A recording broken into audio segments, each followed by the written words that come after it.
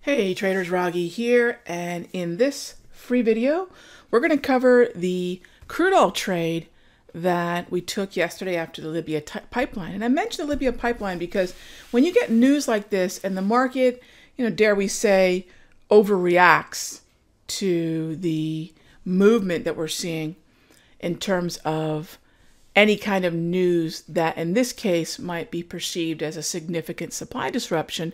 We saw the way crude oil yesterday rallied. Now, I can't buy crude. I won't buy crude because I'm not a momentum player. I'm not going to buy it at a level like this. Momentum playing on a longer term time frame after the market's made a significant high, that's just not the way that I'm going to enter the market. In fact, at that point, so much of the news is already baked in. I don't want to take the chance of being the high of the day. And, anyone who took a trade around 60, expecting, say, a 60-20, 60-50, 60-80, 61 print, was left holding the bag today. So what we like to do is take note of the fact that the market's made an extreme move. We know it's extreme because we use certain tools like the volatility analysis tool that is very different than ATR. And one of the things we knew about the extreme nature of the move is that we know the typical average true range, but we also know the typical range crude oil moves specifically on, for example, a Tuesday. And then we can calculate what the average high and low are for that. And that's something we do in the room every day. So right away we knew, hey, this is a significant move. We've taken out the average volatility for the day by a significant amount. So there's a good chance that we're now in an exhaustive kind of toppy market. But rather than guess at the high and short, what we do is wait for an intraday sign, and that's exactly what we did in a shorter term time frame. So let me show you here. I'm going to rewind back because this leads us to where we are now. So the market rolled over right here. And this is an intraday trend reversal. And this yielded us a pretty easy 30 to 40 cents.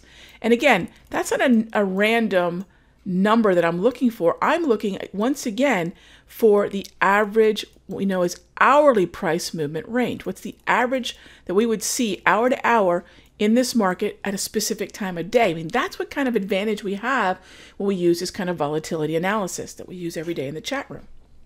So we get that movement, and what we were looking for is the weakness to lead us to a trend following buy.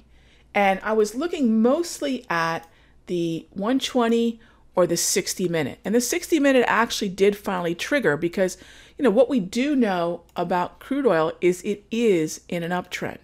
I'm not betting against energy stocks at the moment. I'm not betting against crude oil at the moment. This is a market that long before this candle was already in an uptrend. I mean, this is a market that we've been buying since 56 and 56 and a quarter. So this was follow through, not the entry.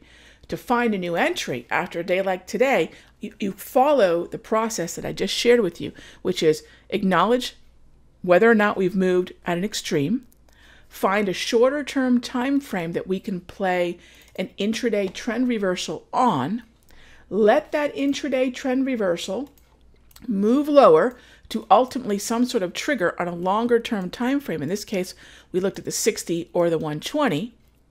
And then from there, we look to re-engage a slightly longer term, but still intraday trend, and follow what is the overall trend of the market. And it might sound like a lot of steps, but it really is rinse and repeat. Once you understand how to make all these measurements, it's just rinse and repeat and follow the trend. I'll see you in the next update.